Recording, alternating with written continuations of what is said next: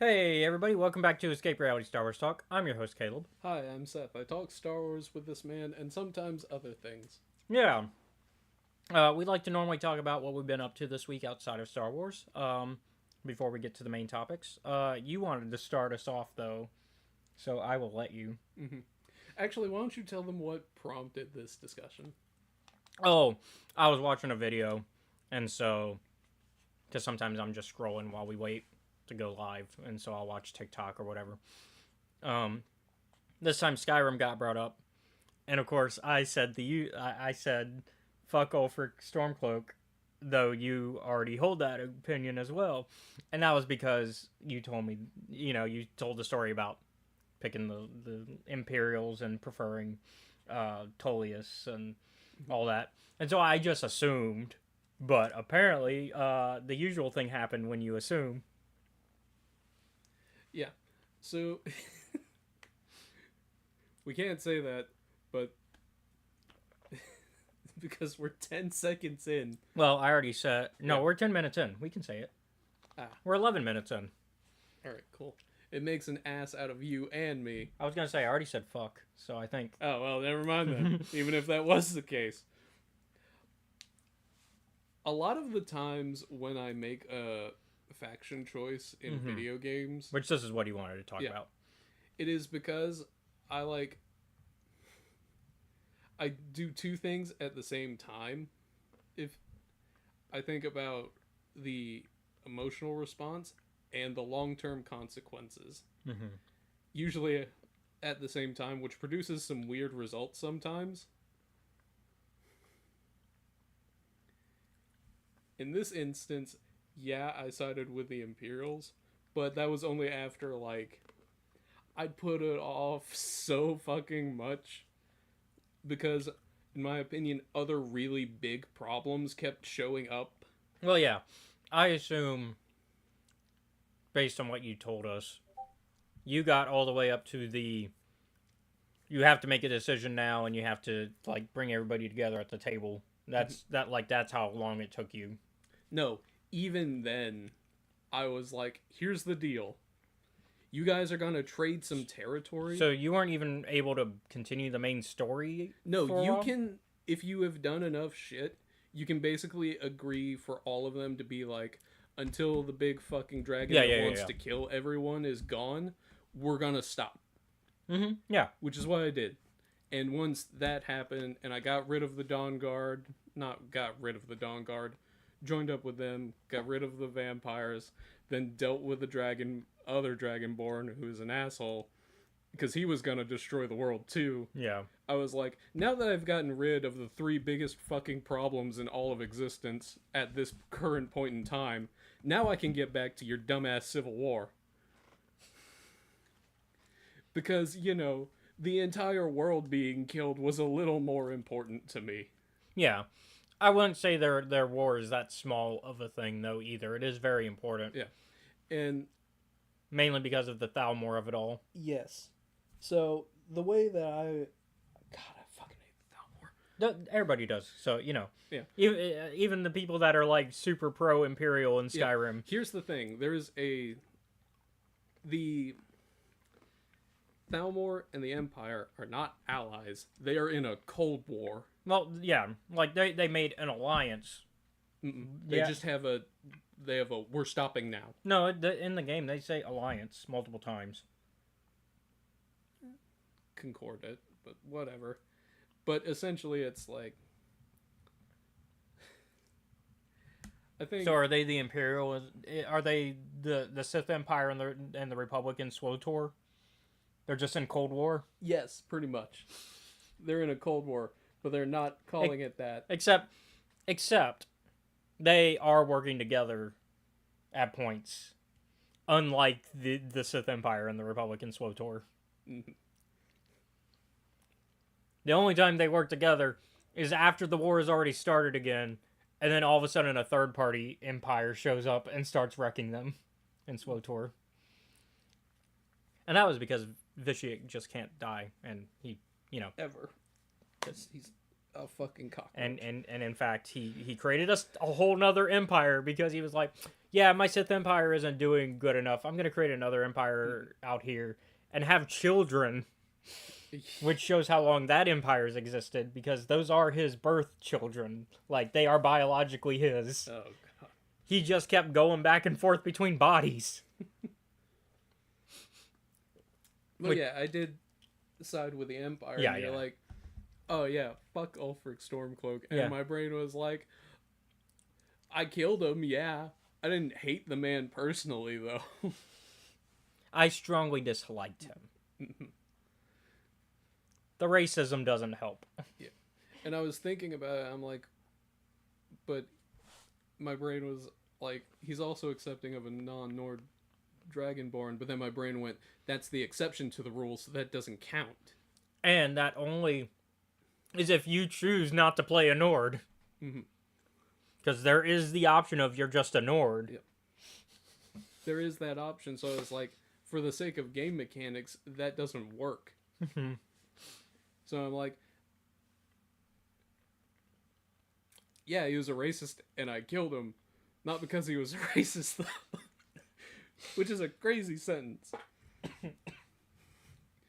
But a lot of the times, the reason why I tend to, like, join up with factions is because I'm like, long term, I think that you are very bad for the entire thing.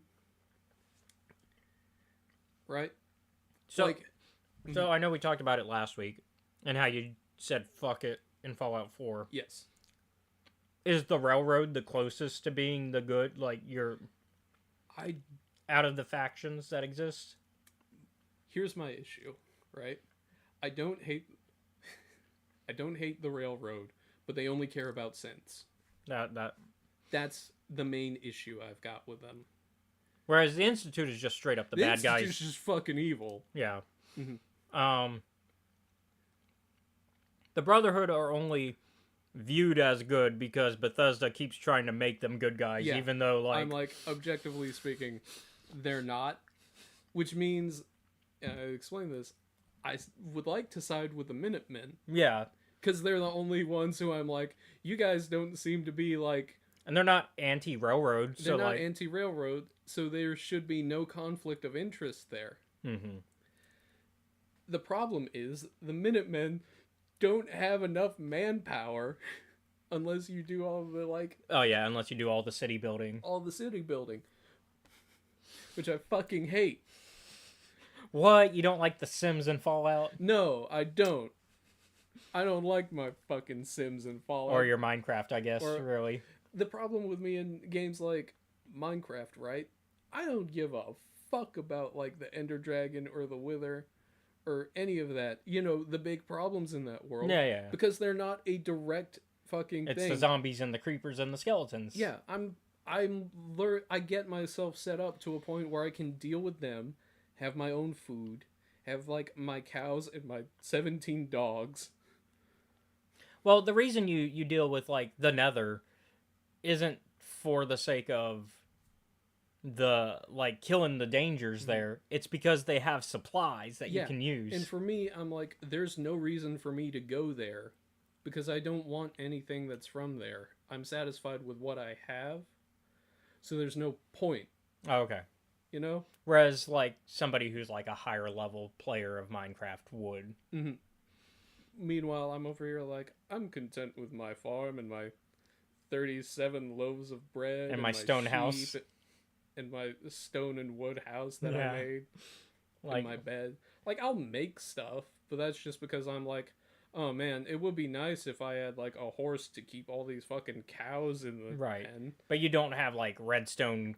Yeah, no. Like, you because don't. I'm You're like- not. You don't have, like, power switches I'm all over the like, place. why Yeah. would I need that? I have my oven and my torches. I've got other thing that I need, right? Yeah. I don't need that. Like, because and then you don't need, like, the mob farmer or anything Yeah. like that. Yeah. there are caves for that. Go and kill mine a little bit, put some torches up, go home. And also, I would assume you would get bored with mob farmers, like mob spawn farmers. Yeah. Because, like, then you're not doing the work; it's doing it for you. And I would assume for you that's a removing of gameplay and therefore boring to you. Based on like the type of gameplay that I've seen that you prefer. It's also why I don't like the bird farm in Elden Ring. I am guilty of using. The bird farm is fine. It's just one of those things where, like, I have farming spots that I like, right? Mm-hmm. I don't like the bird one because I think it's too easy and it doesn't teach you anything. Except that if you shoot an arrow at a bird, it'll get pissed off and fall off a cliff. I didn't need to know that. Didn't need to see how the dodos died out. Yeah. But yeah. Fallout 4. I did all the DLCs, all of that. Some of the factions, I was like, the fucking Raider one, I was like, man, I sure can't wait to help all of these slaves rebel, because you guys are a bunch of assholes. It's also got the... That's the Nuka world. And I was like, there were some times where I'm like, alright, it's cool. I'll just send these guys off into fucking space, I guess. Because they haven't really done anything wrong. I guess keeping on the topic of Fallout, what do you think, you may remember this, which faction, first New Vegas playthrough, did I end up going with? It's been a while, though, so I understand. I think you went NCR. No. Oh, did you go Khazars? No. Okay, I was about to say, that doesn't seem Seth. It's been a minute, so you might have to just tell me. The only two other major players are Mr. House and Independent. You went House. I went House. You went the Capitalist? I went Capitalist, which is a fucking wild thing to happen. Yeah, especially because you're a big Bioshock guy, and the whole point of Bioshock is fuck the Capitalists also in that one. Yeah. It's crazy how in 2 they're like, hey, you know, extreme utilitarianism is also kind of bad. Yeah. But, so, my thought for why I went with House the first time had nothing to do with the money. It was, alright, well, I didn't know about Yes Man at that point. Hey, Pixie. Hi, Pixie. I didn't know about Yes Man at that point in time, so I didn't know an independent Vegas was an option. Oh, yeah. And so I was like, well, I like the Kings, and I like the Followers, but they don't have once again, they don't have the manpower to keep things stable around here. Oh, yeah. I would put them in charge, but I'm also like, they don't have enough. They're good people, but they don't have enough. And the Brotherhood of Steel is, once again, I think the term I've used for them in the past is techno-zealots. Oh, yeah. Because let's face it, that's what they are. Yeah, and the Brotherhood don't believe that anybody else is allowed to have technology besides them. Yeah. Because they don't deserve it because of the Great War, like what happened in the war. And I was like, well, Caesar's Legion is also not an option. Yeah, because they just straight up use slaves. Because much like the Institute, they're just fucking evil. Yeah. And I was like, NCR. You would be good. Yeah. If you were actually capable of doing fucking anything. So they're the Minutemen of Fallout New Vegas. They're worse, because unlike the Minutemen, where the problem is just that we had a really shit day and never recovered from it, the NCR is like, man, we sure do love not actually being able to do anything right. But that's also video game has to video game, so yeah. This problem happens with every video game. Yeah, and it's also a way to make you, the protagonist, have to interfere. Mm-hmm. So I give a lot of slack. However, NCR, I'm like, God damn it. Guys, you would be so good if you could just figure some shit out and not piss off everyone in this territory. It's a good thing that it seems in the Fallout TV show, at least, the NCR is actually productive. Marginally. And I'm like, so I guess my options are the weird Robo Man. So I'm like, all right, Mr. House, here's the deal. I will work for you if you, don't fuck us over. Yeah. Are you excited for season 2, by the way? Yeah. Looks like they're bringing Kazar's Legion in officially, is what I've heard. We'll see how that plays out, because I'm like, I don't... Because it looks like I forget which ending it is where New Vegas is destroyed, because that's what it looked, or like... Because it looks like it's destroyed at the end of season 1. That's a bad sign, because that means that fucking Caesar won. Because if I remember correctly, we got a look of it, and it's... Or is that Shady Sands you're talking about? No. That's also fucking gone. Yeah, that's also gone. That...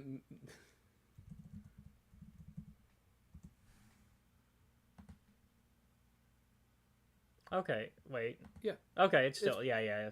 Well... It looks like a shithole. It looks worse. It looks worse than it did in the game. Yeah, but it wasn't going to look good comparatively anyway.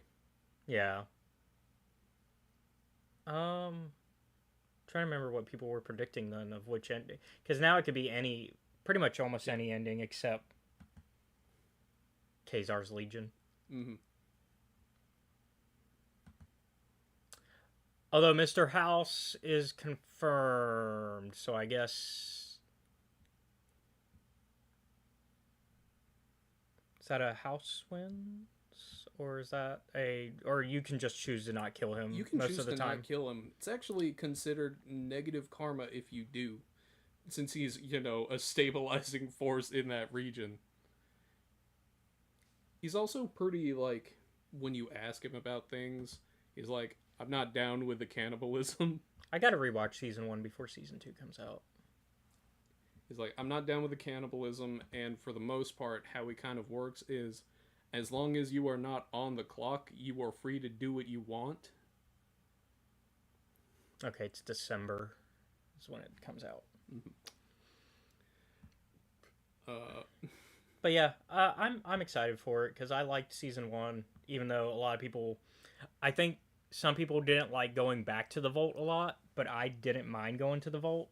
It's fine. Yeah, that's part of Fallout. I think that it's important.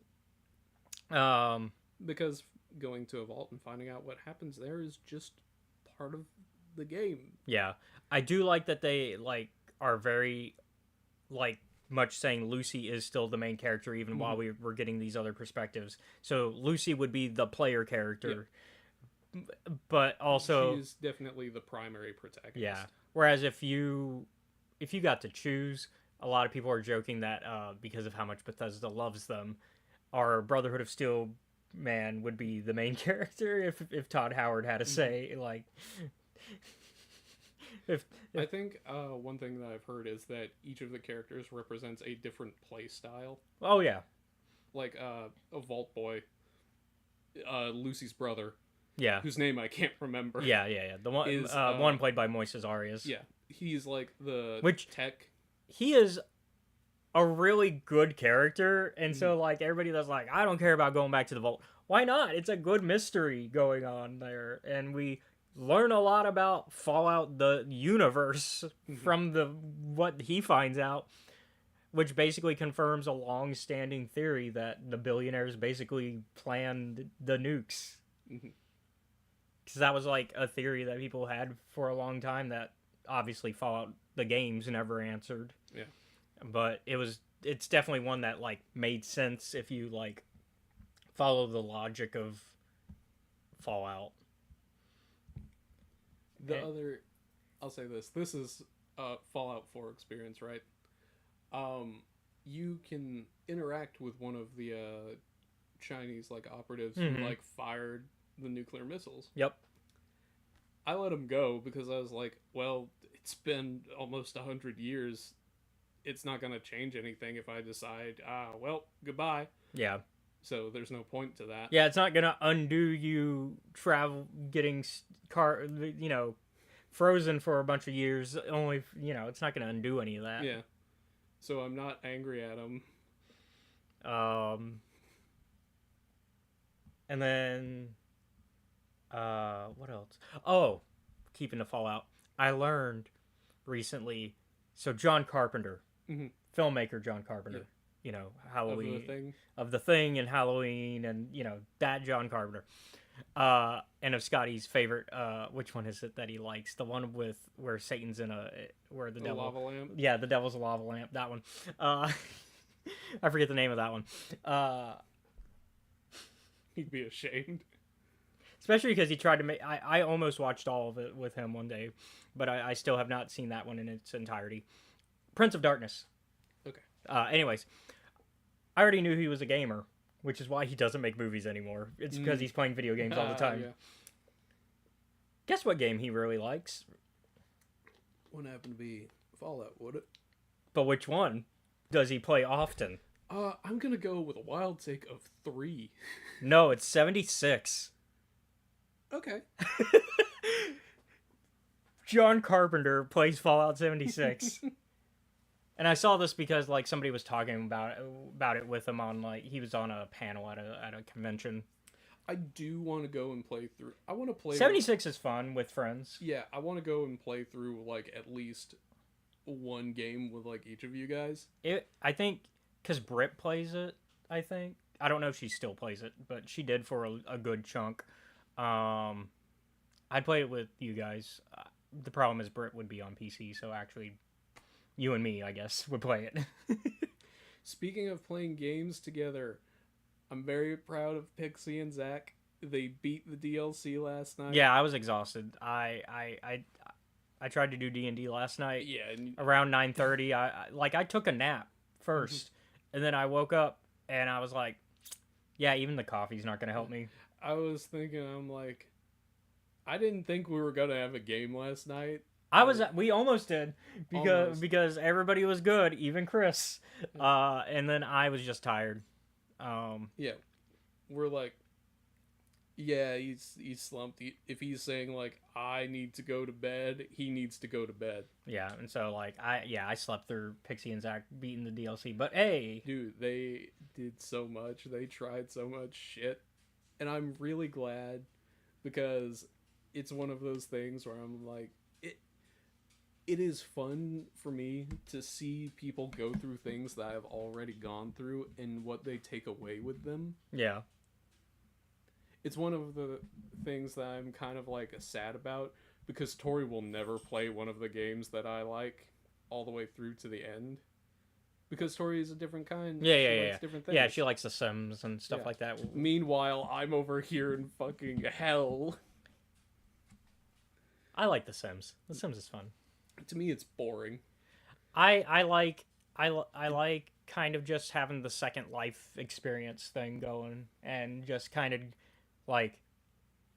experiencing things through a what if sort of deal. And so I always make my sim very similar to me, and then I also make them a writer, and then they do the publishing books through I play Sims 3 the most. I haven't played 4 that much, just because 4 also takes away a lot of the stuff that was in 4's big problem is that it DLC and expansion packed a bunch of stuff that other Sims games had in their stuff. Base. Yeah, in the base game. Even if it didn't come day one, it was at least in the base game at some point. Mm-hmm.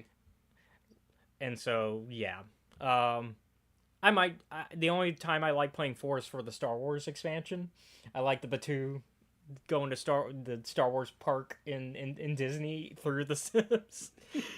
Except you aren't going on the rides. You're actually in a Star Wars thing because you can do missions for the Rebels or the Empire. And so I like doing that in 4, and that's about it really for 4.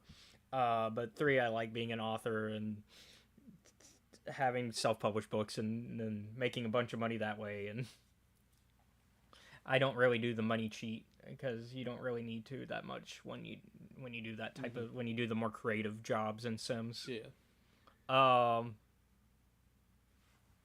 But yeah, and then of course I also like stirring the pot and trying to get with people that are married and the fucking home wrecker. What I mean, if you're gonna play a game like that, it's gonna be about stirring the pot and the drama and the Yeah. kind of almost reality TV show aspects that you can do. Maybe that's why I don't like it. I don't like reality TV. I do sometimes just because I know it's bad and it's just like, oh, this is a train wreck. I gotta see, right? It's the train wreck. It's the train wreck logic. Um, and so that's why I like those type of games. As for me, what I got up to this week, I guess, I will quickly go over.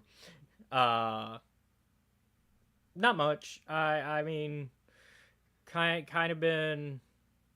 We've been down a car, so most of the time I'm home, unless Nice. I mean, the only real thing I did.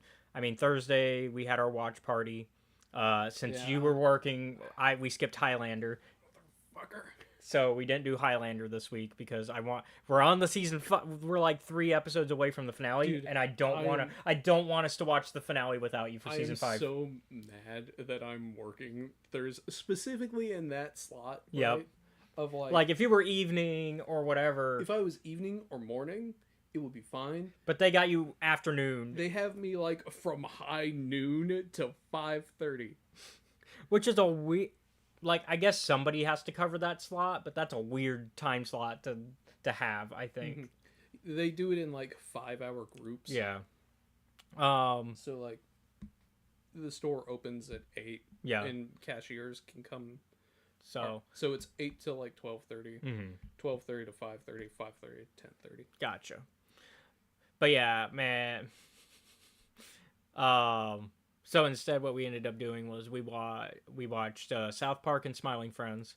Mhm. We just caught up on the rest of South Park because we've done South Park as a viewing one for these, I guess now 2 seasons because they decided to split this season 27 into 2 seasons, so it's season 28 already. Because like it's supposed to be a 10-episode season, and then it became a 5-episode season, and then they started. So we're caught up on that, and then we watched Smiling Friends. We're caught up on Smiling Friends for now. There's a few more episodes that need to come out for the season, but we're caught up. And so we were like, well, it's only 2, and we go way longer than this normally. Do you want to just watch Has Been Hotel season 2? Because we've been waiting to watch it, and because Britt and I have both been struggling to make sure that we are not spoiled anything. Yeah. Because TikTok be spoiling. It goes. And so we decided to just go, yeah, let's watch it. And so we watched the first 4 episodes that are currently out. I'm enjoying it other than Charlie. Charlie's making dumb mistakes that I think she should very much be learning from, because it's very much a case of learning the same lesson every episode. And it's just like, if you would just listen to what people are telling you. You wouldn't be having this problem. Yeah. Because characters are telling her this problem. And she is just like, nah, I'm going to do it anyways. And it's like, we learned this last episode. Except she didn't learn it, obviously, because she's doing it again. Yeah. Might be your dad in her. But other than that, I'm enjoying it. The songs have been pretty good. Even the song that everybody was like, oh, this song kind of sucked, like the Vox one that everybody was kind of being like, on.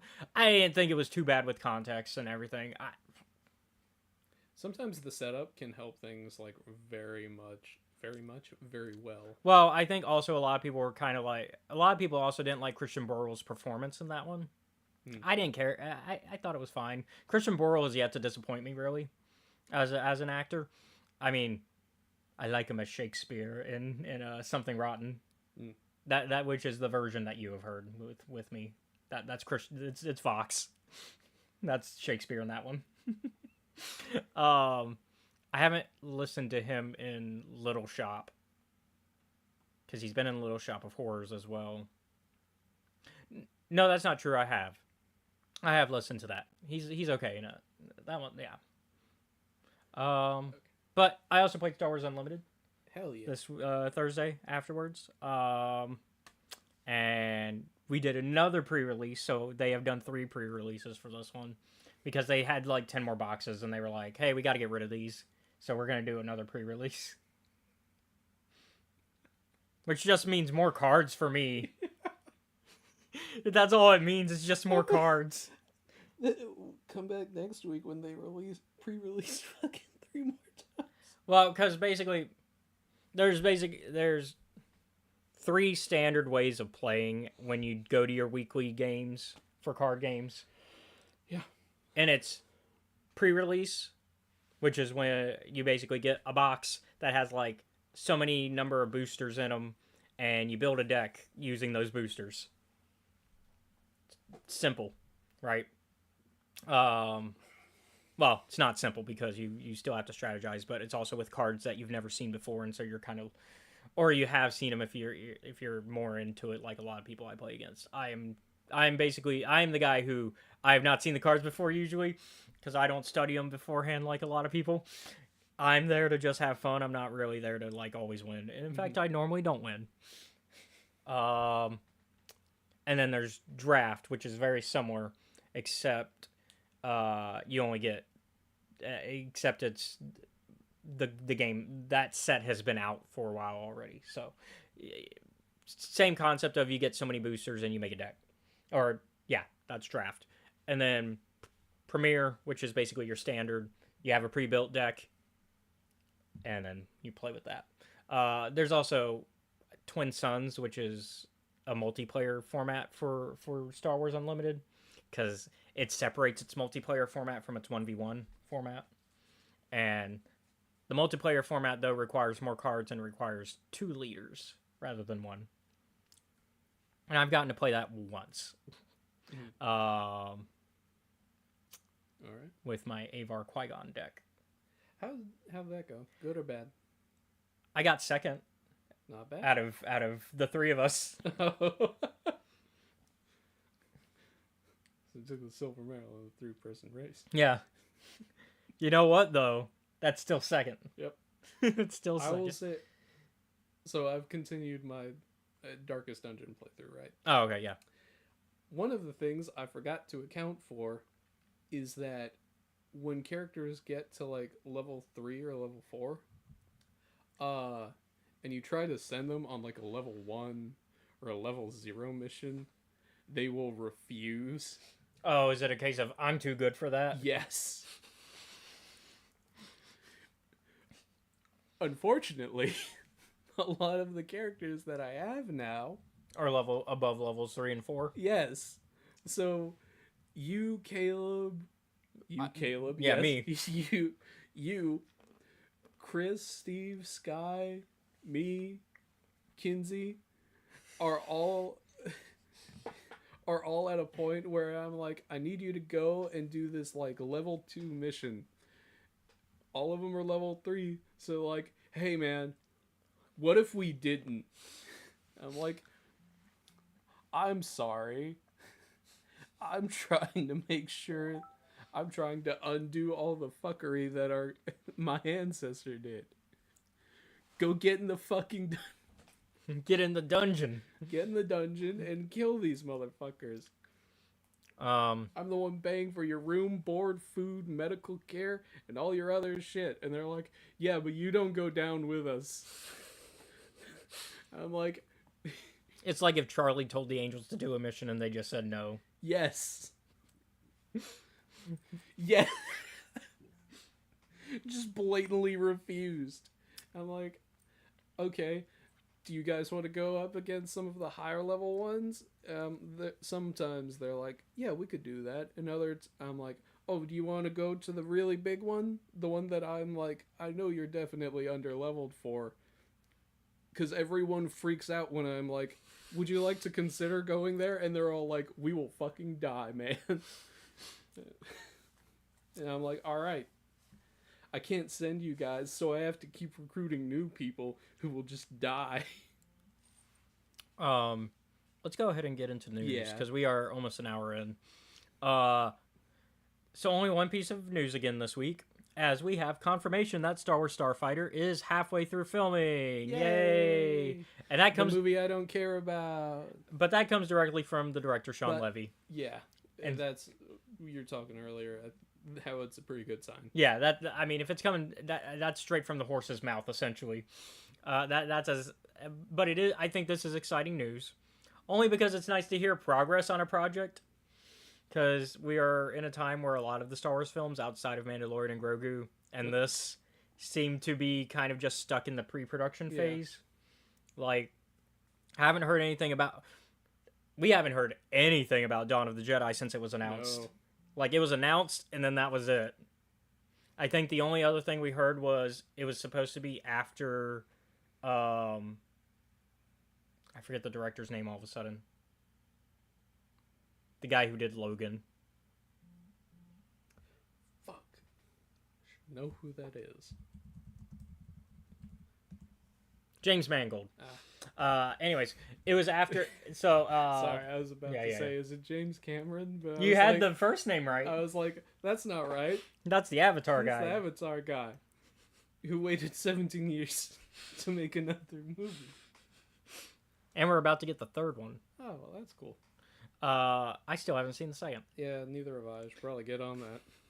Um, Hopefully it'll be as good as but yeah, like I think the last thing we heard about that one was James Mangold was like, it's gonna be after my current film, and then we haven't heard anything since that.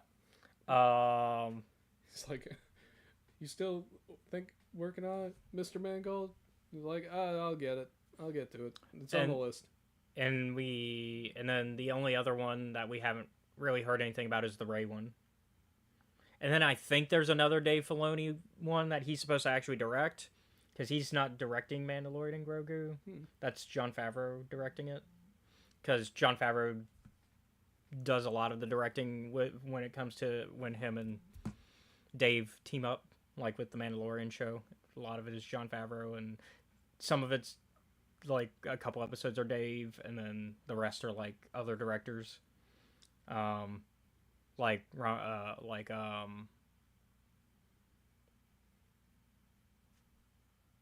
Names are disappearing from my head. That's alright. It's been a busy day. I'll say this while you're looking that up. Din Djarin is the most fucking exact words motherfucker you will ever meet. Yeah. You know what I mean, right? So like Bryce Dallas Howard, you know, Rick Famuyiwa, Taika Waititi, Deborah Chow. I would like to see Bryce Dallas Howard direct a Star Wars movie. She would be a good choice to direct one. Because she's shown she has the directing capabilities with the Mandalorian episode she's directed. A lot of people like the episodes she directs. I mean, makes sense to me. I don't know if I know there was talks of Taika doing a Star Wars film for a while, but that kind of died down. Yeah, that's died down. I don't know if I want a Taika Star Wars film. I'm trying to remember what he's worked on. What We Do in the Shadows, and Thor Ragnarok, and Thor Love and Thunder, and the comedy man. Yeah, What We Do in the Shadows is the vampire comedy guy. Was that what you were gonna say? Yeah. And I like his directing, right? Like he knows what he's doing when it comes to a lot of that. I don't know if that his style of comedy fits Star Wars. I think I'm gonna agree with you on that one. Don't get me wrong, Star Wars can be a little goofy, but I don't think it. From what I have seen of In the Shadows, I don't think it's gonna work. But then again, I'm open to it. Like, if they were to today go, hey, we're still working on that film, and in fact, we're done with the script, and we're going to start filming it, I wouldn't be against. Like, I'm not going to be like, oh, no, they shouldn't make this, because I'm going to give it a shot still. I just don't, like, in my head, the visualization I have, I don't know. Yeah. It's a question mark. Yeah. Rick Famuyiwa, I would like to see do a Star Wars film as well. He's also done some bigger stuff. And so, like, I would like to maybe see what he could do outside of a TV show. Yeah. But that's it for news. That's it for news. Was just, hey, Starfighter is halfway done filming, which is good because it's supposed to come out next year, or not next year, but the year after. So next year we're getting Mandalorian and Grogu. The year after. So hey, that's exciting.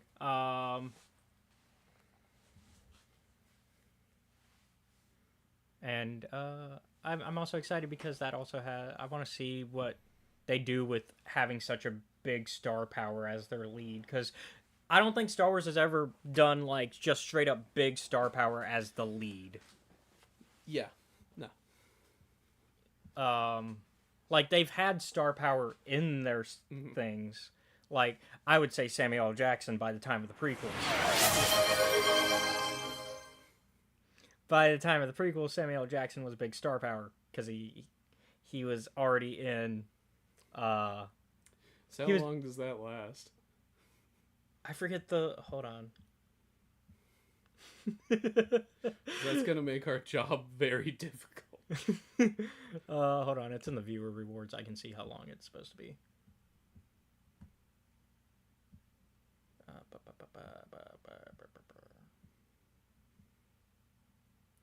Thanks, Pixie. We have to check something now. 5 minutes. Okay. Yeah. So, I mean, but yeah, because he had already done Pulp Fiction. He had already done like a bunch of films by that point.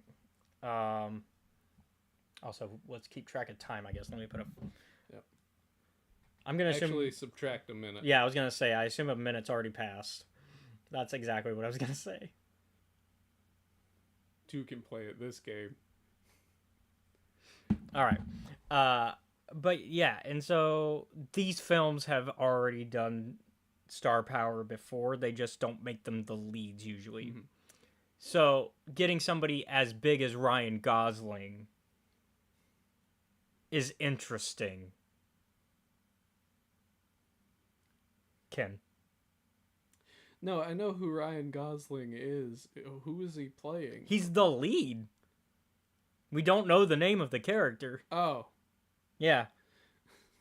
We just know he's the lead. And then Matt Smith is the antagonist. All right. And he's supposed to start filming in December. So he's, I guess, filming in the second half. I guess not a lot.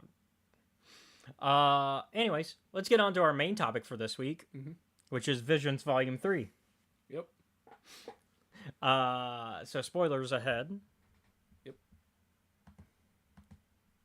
Oh, wrong button.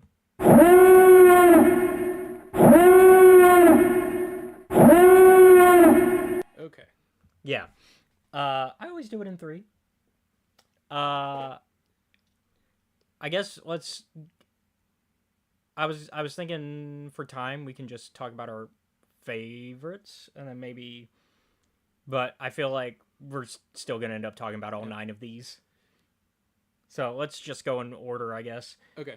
The one that you're the most excited about, the Duel Payback. Yes. I like the premise a lot.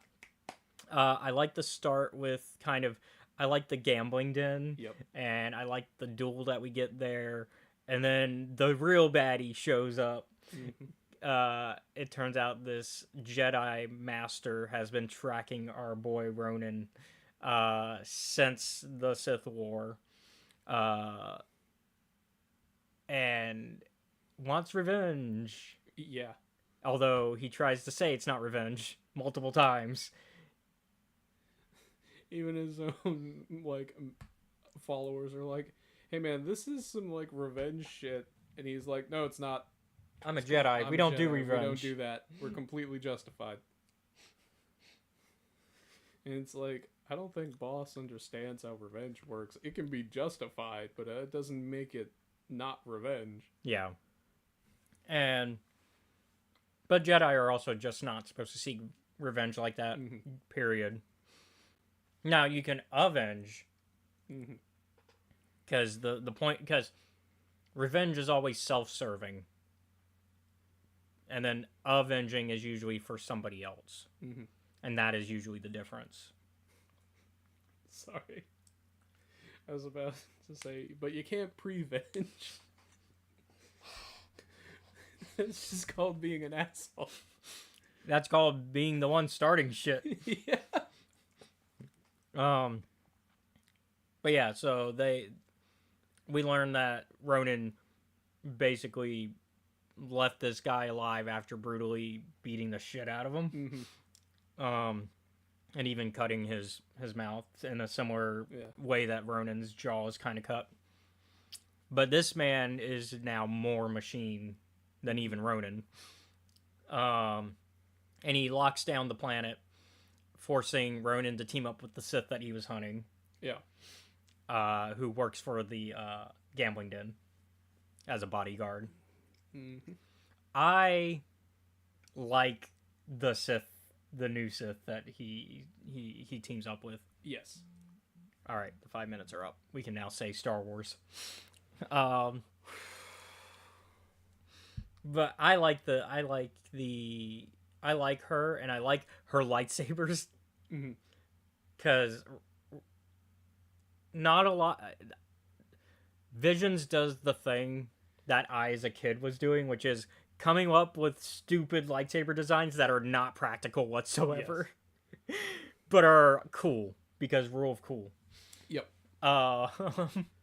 And the dual payback is one of these episodes where we get just straight up gun arm that's actually a bunch of lightsabers that spin on her from her wrist. Yep. And then the final one is also really cool because obviously we get a fight between the Ronin and this Jedi Master. Mm-hmm. And of course Ronan's calling out the fact that, hey, I've changed and I'm a better person now. You're actually more Sith than I am now. Yeah. I also, God, I fucking love this episode. I like the first interaction where like Ronan, it's very clearly shown that like right now Ronan and the other Sith are just not ready for this fucking guy. Yeah. And I was talking with you about this in the car. I was like, I don't know if that guy is this fucking fast because he's like cyborg or if it's some the force shit, yeah, or both. I'm leaning towards both. I'm leaning towards both as well. Because there were times when I'm like, did he just fucking phase through one of the lightsaber strikes? And my brain went, that's fucking cheating. Anisan, that's the name of the other Sith. Yeah. But yeah, when we get the final fight, it looks like Ronan's about to be defeated. Yep. When Ronan does some shit. He does some shady, I'm gonna bow and basically let you think you have this, and then Anisan shows up with a foot like a lightsaber peg leg that she shoves into the Jedi. Yeah. That doesn't kill him, by the way. So spoilers for that. This fucking Jedi is still alive after that. Also, we get Ewoks in this one, which is great. And we hear the Ewok do-do-do with the horn and everything. K-Dama, that's his name. Oh, no. Hold on. No. K-Dama's the guy who owns the casino. We don't get the Grandmaster's name. He's just called the Grandmaster. Yeah. But yeah. Oh, cool thing. I do like that once his eyes are fucking gone, he can't tell which lightsaber is his. Yep. And he pulls the red one. Symbolism. Yep. I got that too. I immediately was like, I clocked that as soon as it happened. I was like, yep. I like how Ronan just lets himself get stabbed so that Anne gets a good shot at him. I was like, oh, that's a pretty cool idea, Ronan. Because, like, we've seen people, like, stop lightsabers with the Force before. Yeah. But So, Ronan's the only person who seems to be capable of just fucking holding it there. Yeah. Satil Shan, for example. Yeah. Because the famous, the one of the little videos that they made for the Old Republic. Mm-hmm. Yeah. When Malgus tries to stab her. Yeah. The other Sith who just won't die. Yep. I like the end where after they defeat the Grandmaster, they're like, okay, we're gonna go back to fighting each other. All right, truce over. But also, is it because like he gives a little cheeky grin at the end, like they're just having fun now, like they're just fighting for their own entertainment and not to actually kill each other. Still gonna kill you. It'll be fun though. Also, I was thinking, I'm like, yes, fighting on a bridge where there's only one way to go forward. This is gonna be real fun for you, Crusaders, isn't it? So you said this one actually surprisingly wasn't your number one of the new. It's in the top. But it's in the top 3. It's in the top 3. Which is interesting to me. You already told me your number one. We'll talk about it when we get to it. Because I thought it was interesting as well. I don't know if it's my top 3, but it is interesting. Next up, we got Song of Four Wings, which is about Princess Karane, but spelled Crane. Yeah, I'm... Because bird symbolism. But also, just say her name is Crane. What's her name? Oh, you mean Crane? Karane. I'm like, there's no fucking hyphen here. Your name is Crane. Actually, I feel like Karane, you would want like a more of a apostrophe, like put it after the C. There should be like an accent mark, some shit here, right? Or what's it called when it's like that little accent over an A? Fuck. But you know what I'm talking about? It should be that, like the little to slash. let you know that that's how it's pronounced. Yeah. But it's not. And then her astromech Tortu, which is R9TR2, so but they call him Tortu. They go on a mission because they are checking out one of their bases that has been overrun by the Empire. Turns out that they attacked the village nearby, and there's only a single Gregorian child named Whoopas, who is the cutest thing ever. Yeah. Although this is not the cutest episode, I'd say this is like the second cutest. If we're scaling episodes on cute, this is like second cutest. I think you already know what number 1 is gonna be. Yeah, I think so too. And so I also like when the Empire shows up to start attacking Karane, Whoopas starts using his little sling shot. And so we learn though that the Empire actually went there because they want some coaxium. Yeah. And they actually had no clue about the rebel base there. They know about the rebel base. They're like, no, we just came here to get starship fuel. Yep. We get a really cool action sequence though with the AT-AT where it comes from the ground, popping out of the ice. My brain went, that's video game bullshit. But it's so cool. I did not expect a magical girl transformation. I should have though, because don't you fucking laugh. That's what the happens. art for this one though is very magic. Like, yeah. I was like, I don't know why I didn't think that would happen. I've seen this before. Yeah, we basically got that in season 1. Yeah. Too. Yeah. This one, she uses like guns and like she becomes basically becomes like a transformer. Yeah. Whoopas though has a little bit of a secret. Mm-hmm. Got a little bit of that. Got a little bit of force. Got a little bit of that force. Yep. He even gets to do the final blow because they give him the thermal detonator. Yep. And he goes, oh, uses a slingshot. I remember, and my brain thought about this as soon as like I saw him folding paper cranes on the floor. I'm like, oh, like the old 1,000 crane story. You fold Yeah. 1,000 paper cranes, and your wish comes true. And so, so he gets taken back by Karane, and they get to be on a ship together and go on missions for the rebels. Ooh. Uh, Next up, one of the ones I was most excited about, Ninth Jedi, Child of Hope. We don't get more information about Law's dad, but that's okay. This one, La Cara, she gets stuck on a planet because of those bounty hunters that are after her and the other Jedi. And she ends up helping a droid named Tito get to his master, who is who's in hibernation, essentially, in a Bacta tank. After a war that apparently was centuries earlier. Yeah. So Teto, there's something I gotta tell you.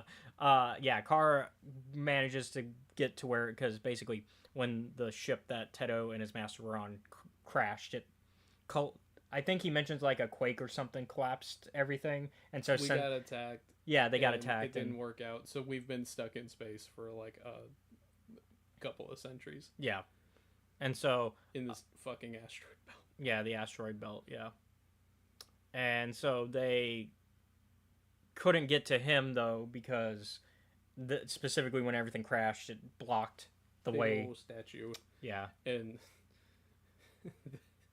fucking believe in the Force, young Cara. I can't do it. Well, you did better. This episode only lasts 20 minutes. Yeah, so she did, and we find out Master is dead because the excuse they give is that the power for the life support went out at some point. They don't know when, obviously, but they just go, life support went out. I say, even if the life support was on, he'd probably be dead, unless he's like a long-lived alien species, but it didn't look like he was. Yeah. My thing about this, right, and then my brain immediately questioned, I was like, well, how long was a fucking blue boy from Survivor in a Bacta tank? Oh. Shit, actually. Dagan was in there since... Yeah. Dagan was in there since the High Republic. And my brain was like... Actually, so maybe he could have been alive if the life support didn't cut out. But considering how well that went last time... Yeah, Dagan came out and immediately was like, I'm going to just bleed a crystal right here in front of you, right now. Immediately. It's like, you mean to tell me you guys failed? Also, it didn't take me long to bleed a crystal, which is why anybody who gets upset about that in the Acolyte did not play Survivor. Took like, what, 30 seconds?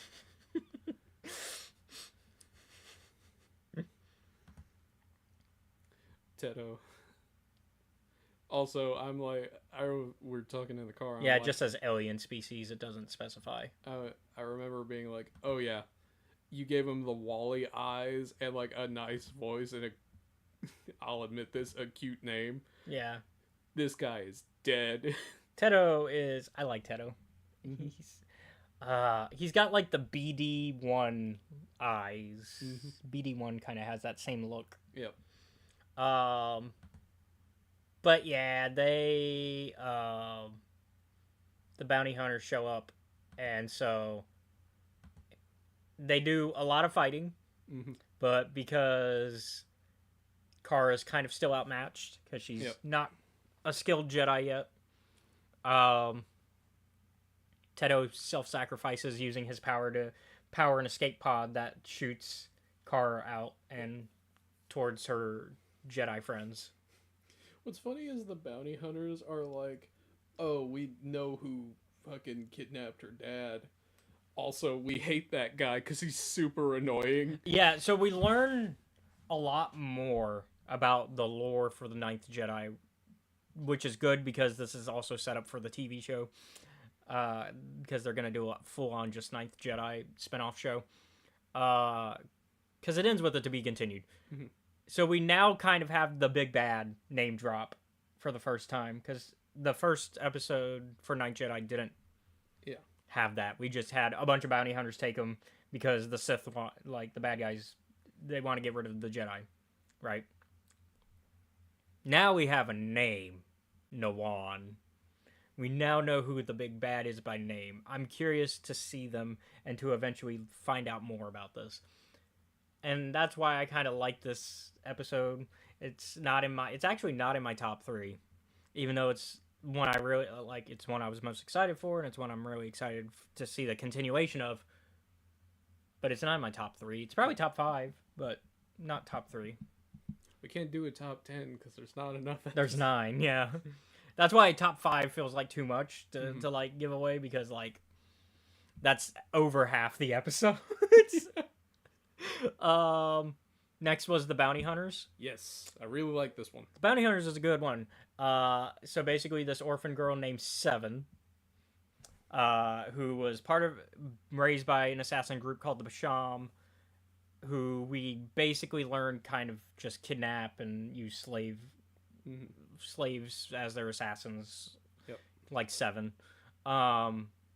She was freed by a Jedi though, which now has the Basham basically labeling her as a traitor, and it's like, well, no, I was freed, and then I took that chance. Yep. But if I stayed, I still would have been punished for being. So I might as well have left. Yeah. I'd say like for me, this is 2 out of 3. I think it's very interesting though, because like she keeps making the joke about, oh, when I see that Jedi, I'm gonna make her pay. I'm gonna give her like piece of my mind. I'm like, are you gonna actually just thank her and then? Because like I get the vibe from Seven that she's actually cool with what the Jedi did. It's just the whole fuck. I don't like having the Basham chase me. Yeah, like that's the only downside. But she has this reprogrammed medical droid IV-4A that she's reprogrammed with assassin protocols, but it's actually backfires a lot because the assassin protocols kind of just click in on their own whenever they feel like, and then also can just get in the way of a job sometimes. And so Seven has been trying to deprogram that, but it's expensive, and she hasn't quite found a way to do it yet, which of course makes IV-4A upset. But they get hired by this industrialist, Sim Canbalon, to find some insurgents. Insurgents. Yeah. As during the tour of the factory, I was like, you take in war orphans. Okay, cool. So where are all the older ones? Yeah. So we learn... Because not every war orphan's like fucking 10 and under, dude. Yeah. Like, you were already like, this guy's suspicious off the bat. I'm like, I think... You were... This led me to having a conversation with, like, Chris and Sky because of the bounty hunter one. Yeah. And the smuggler, where I'm like, if anyone's starting pay for you is 10,000 credits... Question their motives. Yeah. Immediately. Because that's a lot.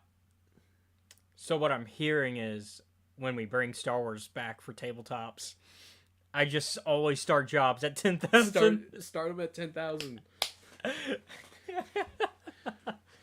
But no. I think another joke about Seth and credits in Star Wars, once again explained to like Chris and Sky, and I'm like, if you are given a job and there is a Jedi involved, whatever the previous agreed payment was, you need to triple it.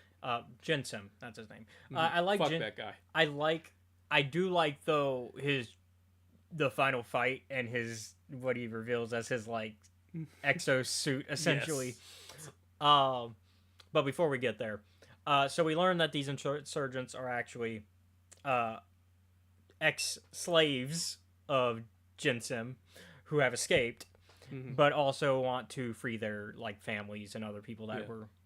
And of course, this causes a fight between Seven and IV-4A because Seven's like, well, shit, I didn't like the guy anyways to begin with. He seems sleazy anyway, so I'm gonna hear them out. And IV4A's like, yeah, but we need the money because you keep talking about how you're gonna fix me. And keep not doing it. And so he runs off and basically is like, I'm gonna take the ship as payment. He's like, all right. And so Seven returns with the insurgents. IV4A watches a phone call, voicemail essentially, where it's revealed that yes, Seven was in fact making efforts to try to repair him, like she said she was, and in fact, one of her contacts has information on being able to do it. They just need the money. Yep.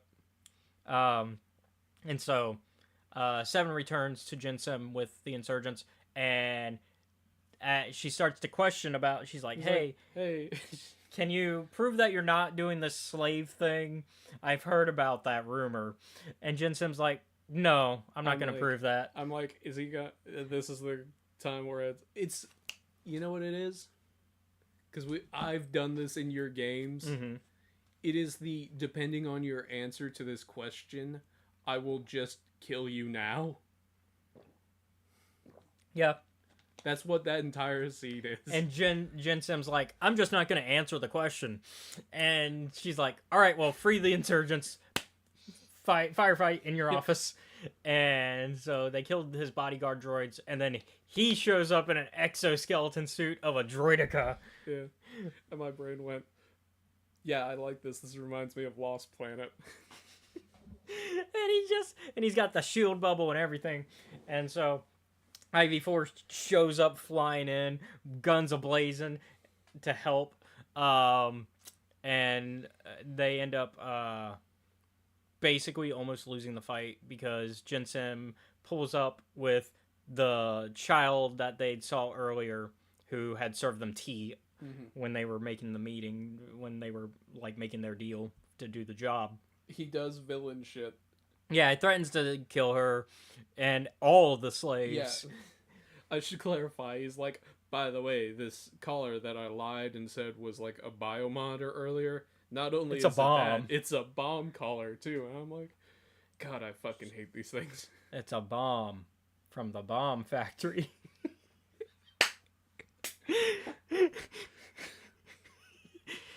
Look, SpongeBob quotes work in any circumstance. What do you know? It's a bomb from the bomb factory.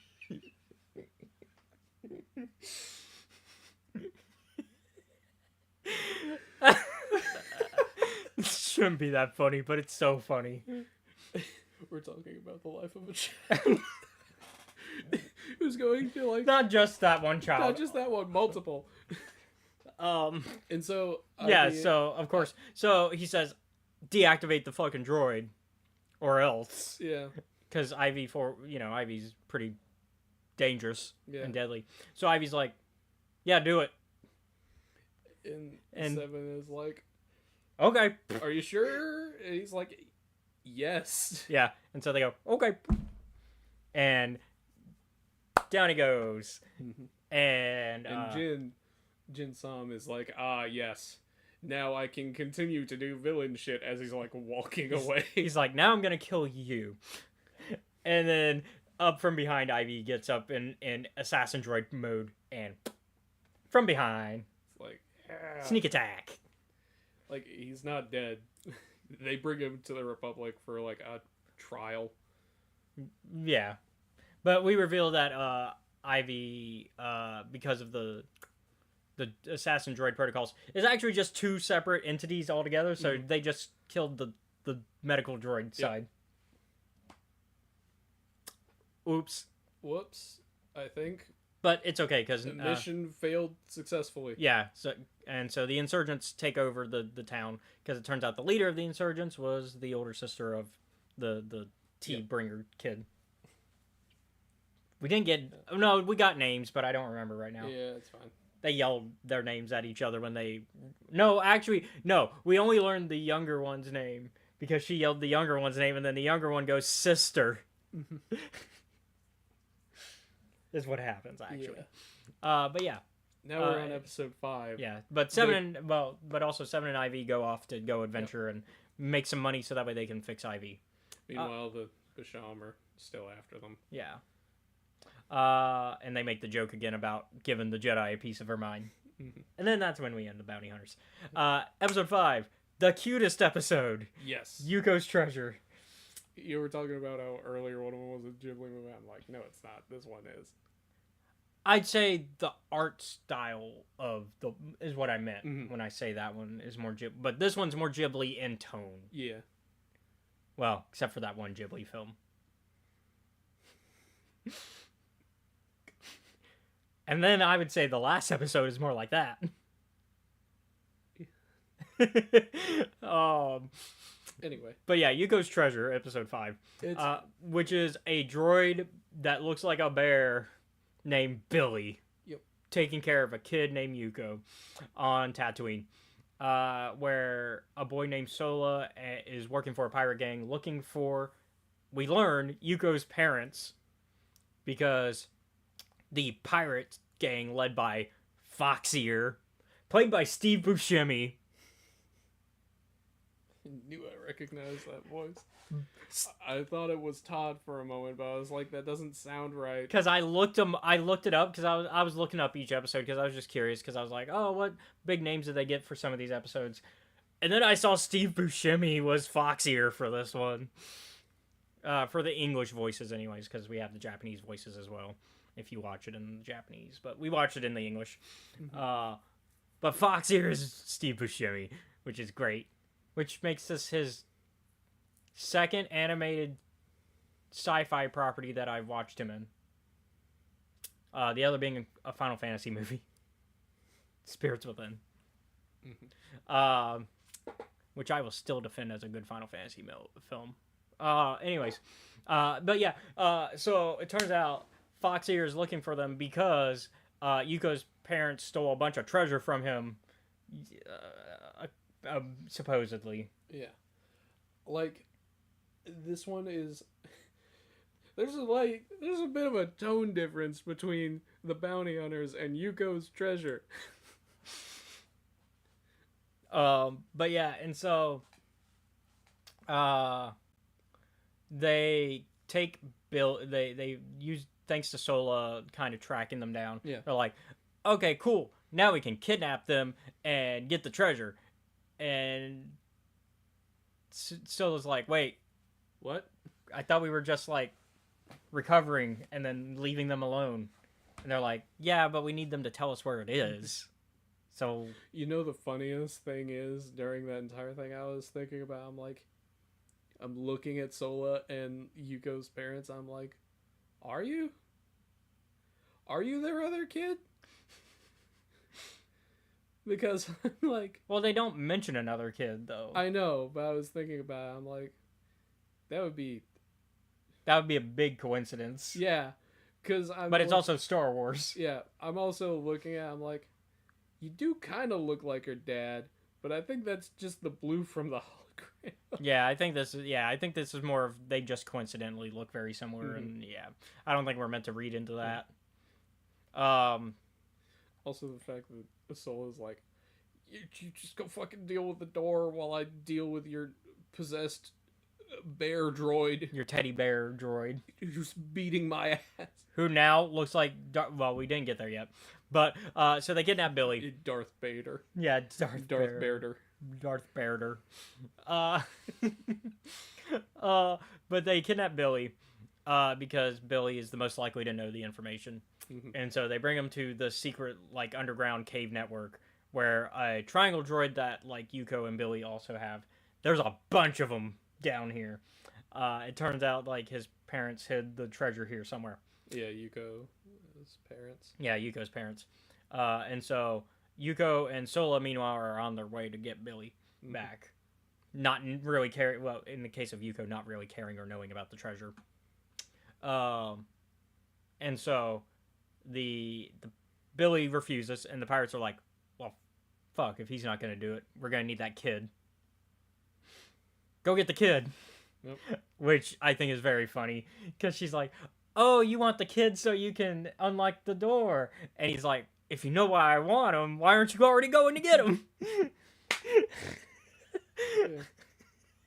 I love the stupidity of the pirates. It's very, I would say it's actually very original Dragon Ball. Mm-hmm. A little bit of like Dragon Ball Team Rocket. Like original Dragon Ball, like, and then like the Shu and the bad guys in that for the first arc. Mm-hmm. Yeah. Oh, Emperor Pilaf. Emperor Pilaf and Shu and yeah, And May, yeah. and May. Yeah, like it's very much that dynamic. It's like these guys are not actually a threat. I'd say Billy's a threat, actually. Billy is a fucking threat. Because basically Solo shows up on his own just as the other pirates are about, like, as they're leaving, and Foxeer stays behind. And it turns out that in that time, like, very quick time, I guess, because that was very quick. We looked away for like 10 seconds and Billy has been reprogrammed by Foxeer. Yeah. And Billy now will attack Yuko and Sola. And now also has a cloak that makes him look like Darth Vader. But with like more like bear ears instead of It's very cute, very funny. I got what they were doing when it happened. Also, the fact of how the pirate problem is resolved. Yes. So the pirates come back, or they didn't get to leave even really, because Solo just shows up and then they're like, "Oh, cool, we don't gotta leave now. He's here." Yuko and Solo show up. That's what I'm saying. Yeah, like they show up and then the pirates don't even really leave. They go, "Oh, he's here." And Solo and Yuko are like, which is why I feel like it's very bizarre that like we turn away for 5 seconds and then Billy becomes Darth Billy. But yeah, and so I assume the pirates once things have been resolved, the pirate problem. Yeah, so I assume they got eaten. That's what I think too, because Yuko unlocks the door because Foxeer's like, "I'll fix Billy if you open it," and Yuko's like, "Okay, yeah," because Billy, because Billy's family. The only family this kid has. Yep. A single credit. Yep, a single credit. And then on top of that, then a crate dragon shows up and chases them into an abyss. Yeah. So, like, Sola fucking chucking it at Foxeer's cape so that Foxeer can't get away. I'm over here like, I'm like, sometimes the kids in the Star Wars will just be like, "I won't kill you, but the wildlife will." Yeah. Thinking back to Gunji and the Bad Batch. What if I just let the stormtrooper get eaten by these fucking spiders? Yeah. But next. Oh, no. Don't forget the reveal. Because they fix Billy. Somehow. They break something and then he's like... I think they smack him on the head really hard. And then he's like... "Oh, what happened?" And then they reveal that, hey, the treasure is actually that it's actually a starship. That his parents were going to pass down to Yuko. And so Yuko, Sola, and Billy go on a flying lesson. Yeah. So that way they can go wherever they want. And Sola kind of becomes a second found family. But yeah, next is the Lost Ones, which I think I said was in my top 3. I think I said with you. No. Yeah, it's in my top 3. Because I like this one actually more than The Village Bride, which this is a sequel to. We return to following F. We don't start with her, though. We start with, what's his name? He's such a... Ron. The normal man. Normal Ron, man, normal man. Ron, normal man. Ron, the normal human. Yep. Who- You might think we're joking. No, he's the most normal fucking person we've ever seen. Him and his crew. Oh, we actually start with a Back to the Future reference. Can we talk about that? Is it? Yes. It's been a while. So when they're getting the carbonite fluid, so that way they can study it, right? They're in the yellow like suit, right? The yellow like safety suit, and then they hold out the thing like the tape player in Back to the Future when he pretends to be like an alien to scare his dad. And he calls himself Darth Vader. I will pull up the clip. And then you will be like, oh, you are 100% right. Keep in mind, I watched Back to the Future. The last time I watched Back to the Future was when I was like 14. So it's been like a decade. Yeah. It's been a minute since I've watched it, but I remember that scene. We should put the Back to the Future series on movie night. I don't even have to pull up the clip. That's the funny part, because I looked up Back to the Future Darth Vader on YouTube and immediately showing the yellow jumpsuit. Like the yellow safety suit. Yep. Hold on. Let me make sure. Because I had to change a bunch of stuff. Why'd you stop halfway through the swear? Like, we haven't been doing that the entire time. I know, I realized, like, I didn't have to stop myself on it, but I did.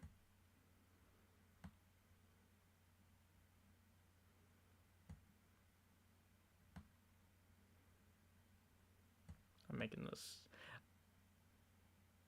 a little bigger. I didn't mean to show y'all at first, but yeah. Editing live. Yeah.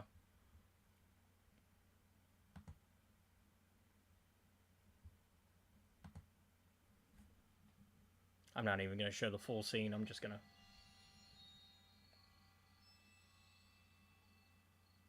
show the part that they took from it.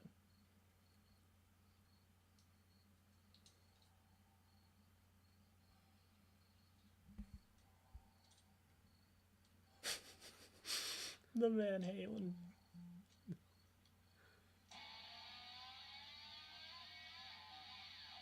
That shot. They took that shot. That specific shot.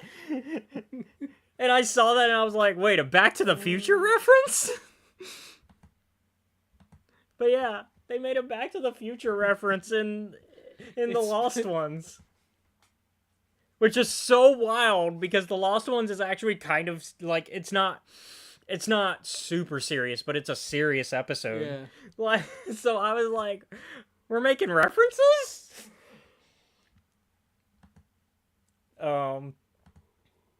And so, yeah, so Ron and his team, so the planet they're from got, basically, the Empire, when they showed up, they started mining a bunch, and they ended up releasing,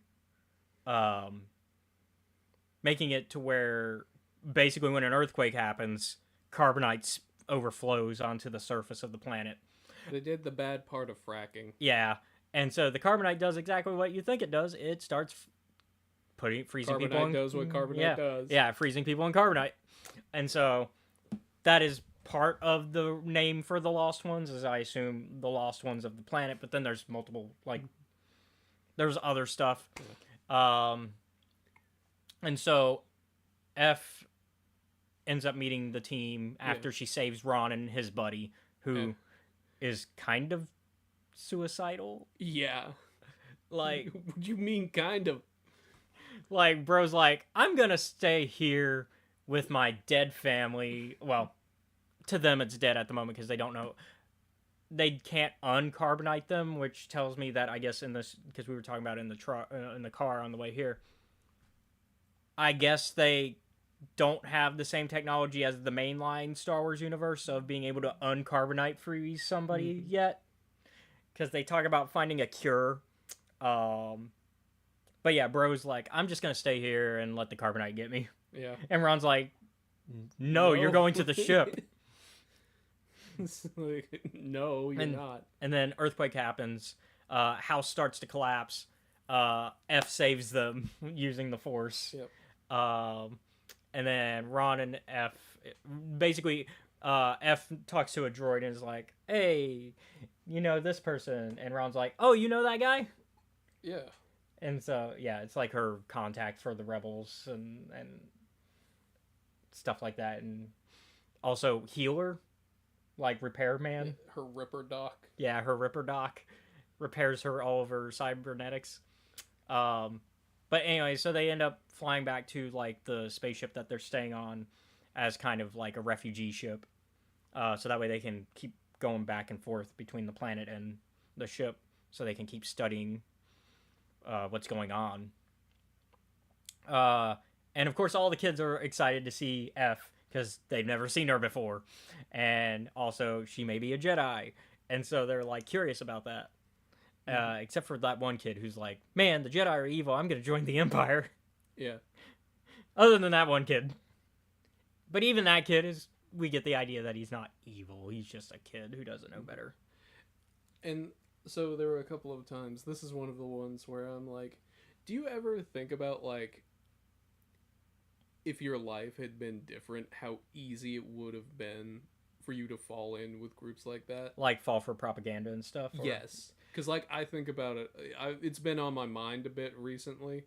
I think it's very easy because, like, I think that's the one mistake people kind of make when it comes to those type of people is because they do bad thing and they kind of vilify themselves, we kind of vilify them. But we forget that at one point maybe they weren't like that and they just fell down. But also, if you're an adult, you at a certain point you take accountability for your own actions. Yeah. So we also have to separate. We can't go, oh, they didn't know, but no, it's a balance. It's both. It's not a there's no black and white solution to it. Yeah. Which is very funny considering the name of the final episode. Yeah. I was thinking about that because of that moment in this one and like the last episode. I was like thinking about, I'm like, personally, I think I'm really lucky that I didn't end up in places like that, considering a lot of things and factors about where we live. Who we are. And how easy it is to fall down that. I mean, because even in nerdy spaces like that we talk, I mean, there's talk about, you know, the alt-right pipeline and how a lot of it starts in nerdy spaces. Like it starts there and you can easily just fall further and further into it. And eventually you go from, I don't like my women in Star Wars conversations, right? Yeah. Because that's where it starts for some, right? All the way to way worse things. Yeah. And like that, like I've seen videos where they're like, I'm going to specifically watch that stuff to see how quickly I can fall into that like pipeline and how like quickly you end up at that end point. And it's like a week to a month. Like it's very quick. And I gave a big, like, a week to a month feels like that's a big gap, but it's really not. That's like, so, yeah. But here we see F is very kind and caring about, like, even in that case, she doesn't get mad about the kid that doesn't understand, because, like, once again, it's a kid. We also learn... I think I made the joke of, like, F is being very patient with the whole situation. I was also, I made the joke of like, yeah, well, if you still want to join the Empire when you're older and have had more life experience, I really hope that you're not one of the, like, 48 people. Juno, that's the name of the Ripper Doc. I was trying to remember his name. Lulu's the droid. So, we learned from Juno, though, a little bit about F's past, because Juna is one of the few who knows that F is, yes, 100% you're a Jedi. Yeah. Which made me almost think, I was like, did we miss a character in the first one? And I'm like, no, this is a brand new character. Okay. And so She's like, you could like stay on as a teacher, right? You don't have to explicitly do Jedi shit. because like you're actually really good at it. Like the way you talk to those kids was kind of the right way of going about it. And also, you know, you had a good teacher. Your master was pretty good at that, at getting you to. And we kind of we start to get some flashbacks of F's master.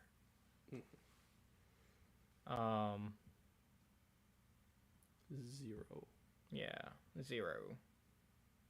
Previously known as Shadra. A long fucking name, man. Probably why they shortened it to Zero. Because Shadra Var Kanala is a lot more of a tongue twister. Yep. Varkanella, yeah. That sounds like. Oh, that sucks. I didn't realize. Like, I didn't catch that was when they. I didn't catch that was when they died. I like. Bro, you died at the first battle. Yeah. That kind of makes it worse when you put into context everything else that happens in this video, in this episode. Okay, so that's when the Empire shows up, looking for F, because they go, "Hey, ship, we know you got a Jedi. Jedi, come over, and we won't hurt anybody else." Yep. So F, being a Jedi, does what Jedi do, which is turn themselves in. Jedi's got a Jedi. And Ron's like, well, I'm going to go with you, and I'm going to claim the bounty. Jokingly, but... and then Lulu also goes, because F has the plan of, oh, I'm going to go, and then Lulu, you bring the ship back. But since Ron joins, that kind of changes the plan. New plan. So, we find out that F's master is not dead. Yep.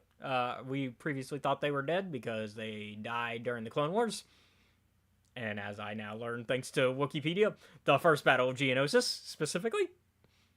But turns out they got resurrected somehow. They don't explain. They just go, hey, I came back. Yep. Sorry. That's essentially what he says. That is word for word what he says. I was just thinking about it. I'm like, did you use an eclipse to come back too? And so yeah, so also like we also in the I should point out that in the flashback, the first flashback, F was training with Zero and Zero was kicking F's ass, and F's like, you're winning because I'm little, and Zero's like, but what about Master Yoda? Master Yoda's little and he's one of the best, motherfucker. And so that's important, setting up the fact that F has never beaten Zero in combat. But yeah, so Zero basically is like, hey, join the dark side. We got cookies. F is like, no. And then they fight. Yep. Meanwhile, Ron is like, what if I just put this here? Alright, cool. Yeah, and they're going to blow up the ship. So him and Lulu are working to blow up the ship. And then F resolves the fight through the smarts and not through the brute strength, because she ain't got that. Yep. She is losing the fight in that. To the point that it looks like she lost, but in reality she quickly stuck him with she blew up she set the carbonite off. And so so he starts freezing in carbonite, which I said to you on the car ride. I was like, that's like the most Jedi solution to this fight. Because then she doesn't kill anybody. Yep. I put you in timeout forever. Although the ship still blows up, so that doesn't... So, I mean... Yeah. Does carbonite save you from... Obviously not from blowing up, but from, like, being in space with no air? Theoretically? Because you don't need to breathe when you're rock, right? Right. But also, like, are you... Is it because while you're in the rock, you still have enough oxygen? These are the real questions. Because in Han Solo's case, they had a whole machine get up monitoring his health. Yeah. I guess if we're going with, like, the canon answer, the answer is no, right? The answer is we don't know? I was like, yeah, but Star Wars doesn't apply. Regular physics don't really apply that often. But you to still Star need Wars. oxygen. Yeah. I was like, if that's the case, then, well, oxygen expands in space. Yeah. So you would just. So do you think when the ship blew up, Oh, he's dead. like Zero just went, It's possible. like the carbonite version just popped and just carbonite chunks of Zero flying throughout space? Well, it's either that, right? Or he's getting the Cars treatment. Neither of these options is good. But because we've been through JoJo's, now I can say that. Or he's like Sandra Bullock in Gravity, just floating in space forever. But yeah, that's basically the end of the Lost Ones. Also, I was thinking about this. Does this mean that most of F's limbs are cybernetic? Oh yeah, because we see that she has at least cybernetic legs. Mm-hmm. I don't know if we've confirmed the arms. Yeah, because if so, she took her arm. If it's not, she took her arm getting cut off like a fucking. Oh yeah, champ. because She Zero didn't does that. Yeah, react to any of that shit. maybe it is already. Yeah. At least that one, maybe. Yeah. And we know that's possible. Like, fucking, you expect me not to believe that Yeah. that's possible after putting me through fucking Valence and Darth Vader? Valence is all machine now. Yep. Because Vader said, fuck your heart. Heartless bastard. Vader, not Valence. Yeah. Although, no, Valence is now a heartless bastard. Yeah. To be... But he's a lovable, heartless bastard. I'm like Dengar. He sucks so much. I hate that guy. Like, not even because I think he's like an evil guy. He just really... He's just stupid. Yeah. He's like fucking Wile E. Coyote. But going from bounty hunters, let's go to smugglers, actually, Yeah. with The Smuggler, which is the other one in my top 3. It is not in the top 3 for me. I'd say this is like... It's my fun one. This is my fun one in the top 3. It is my least favorite. Okay. Because we already, like, I'm not going to get offended only because we've already had the conversation that there are no bad episodes of Visions.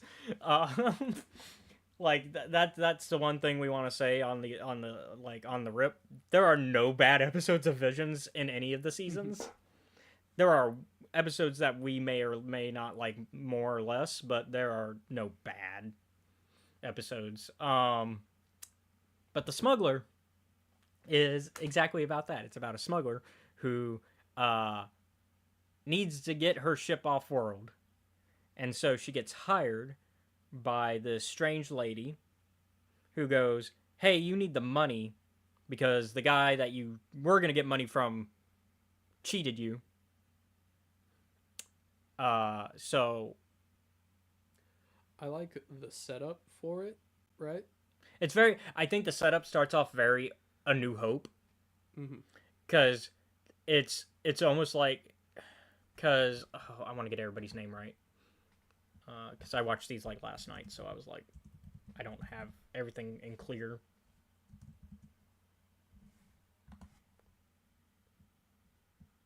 Memory right yet? Arlu, no. Cheetah is the smuggler.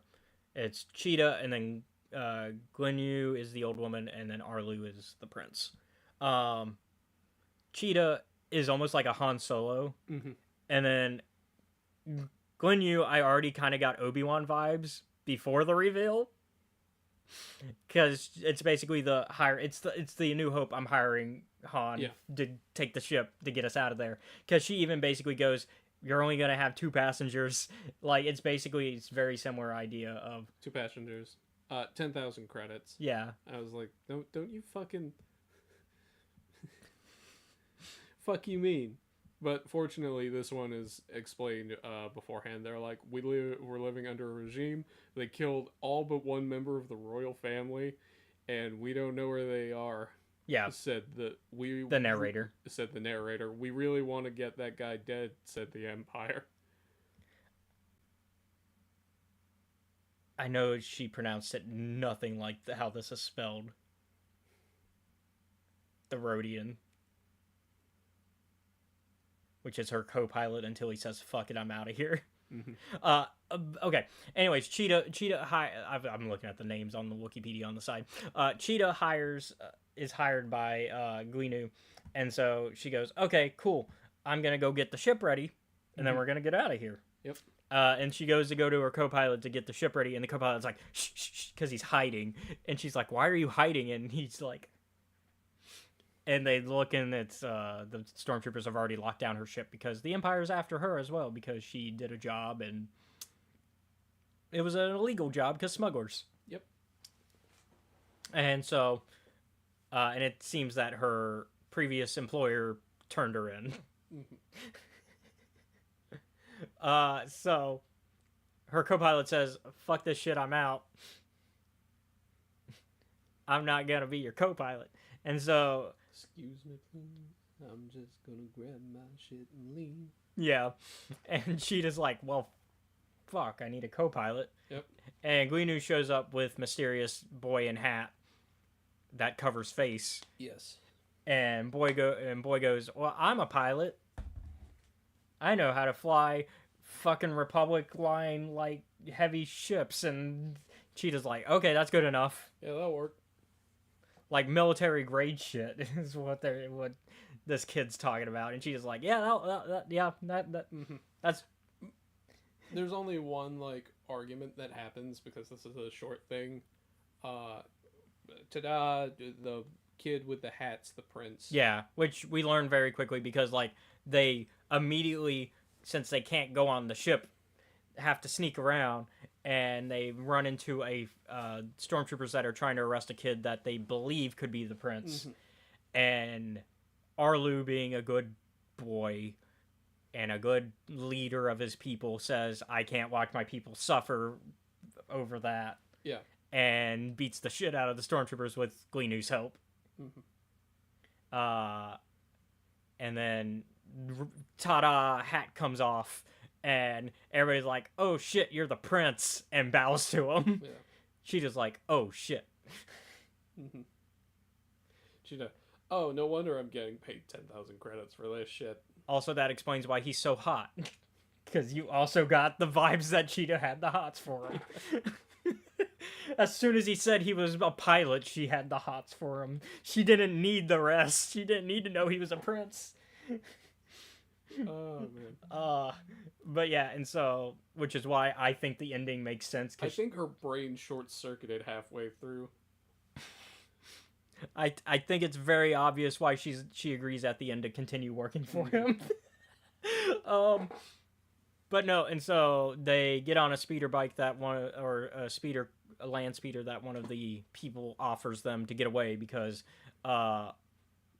ATST shows up to go to shoot them because one of the stormtroopers got a call of, hey, we got problems, before that got shot out of his hand. And then his gun got shot out of his hand. Arlu's impressive at a lot of things. He can pilot, he can shoot guns, he can kickbox. Although he's a prince, so I guess he was trained on all that. Yeah. Probably trained by fucking Gleenu. I think Gleenu's a recent addition. Yeah, actually. Based on what she tells us later. No, she would have to be a more recent addition because those aren't skills you pick up in a month. Yeah, I was gonna say because she mentions that she only recently joined the court after the thing. After the Great Jedi Purge. Yeah, I was gonna avoid it until we revealed that, hey, she's a Jedi. Yeah. You fucking look at that woman. That's a Jedi. I was going to say either that or a witch, but at a certain point the distinction becomes meaningless. No, because the Jedi are wizards. Let's not it's different in Star Wars because we know that in the case of the Dathomirian Night Sister witches, they do in fact use something that is not technically the Force to do their magic. They use the green shit. Yeah, I forgot about the green shit. Yeah, the green shit. They don't all have the Force. They just use the green shit to use the Force. I forget the name of it, which is why I'm... name. Fuck if we know what it's called, though. I just know that the Night Sisters use... So there is a difference. They use an intermediary. Yeah. It's kind of like in D&D, how it's the difference between using, like, just your focus versus having the actual supplies. Mm-hmm. That's the difference. Except the Jedi don't need a focus. Yep. Or the Sith. But, anyways, Gleenu does a reveal once, like, a bounty hunter shows up that kills the stormtroopers because he's like, oh, I want the bounty on the prince. Yep. And he tries to capture them, and Gleenu manages to use the Force to stop an explosion from hitting them.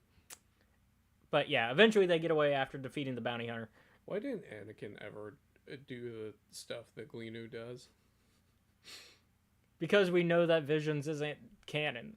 No, I mean... Like, in terms of, like, yeah, like in Force powers, because they can upscale. No, I mean, like, put the lightsaber Oh, put the lightsaber in the arm. Yeah, actually, that's actually a good question, because I thought that was actually pretty cool. Because, like, he puts it in R2, but I guess guess that's fine because of Jedi ethos. I also think this is a case of Gleenu's in hiding. Oh, and Anakin wouldn't have been. And therefore, having the ability to just hide your lightsaber is more of a bigger deal for Gleenu than Anakin. Mm-hmm. So that would be my thought behind it. I did think it was pretty cool having her just open her arm and lightsaber come out.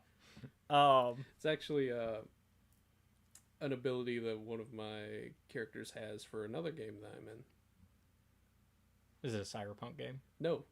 It's another Pathfinder 2nd edition. Oh, okay. Yeah. Y'all doing like Path/Starfinder stuff?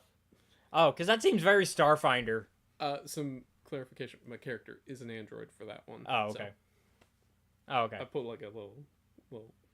Because I know you can, I guess, similar to like, I would assume you can use the Starfinder and Pathfinder rules together. Well, Starfinder doesn't have a 2E yet, does it? No, it doesn't. But 1E Pathfinder and Starfinder you could probably do together.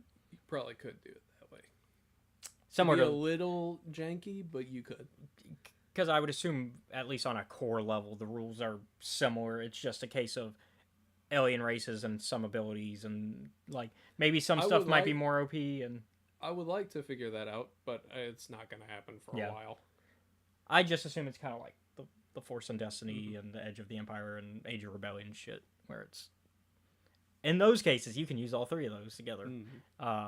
Then it gets confusing though, because then you got the obsessions, the what's the other one? The duties, obligations. Duties, obligations, and then Force.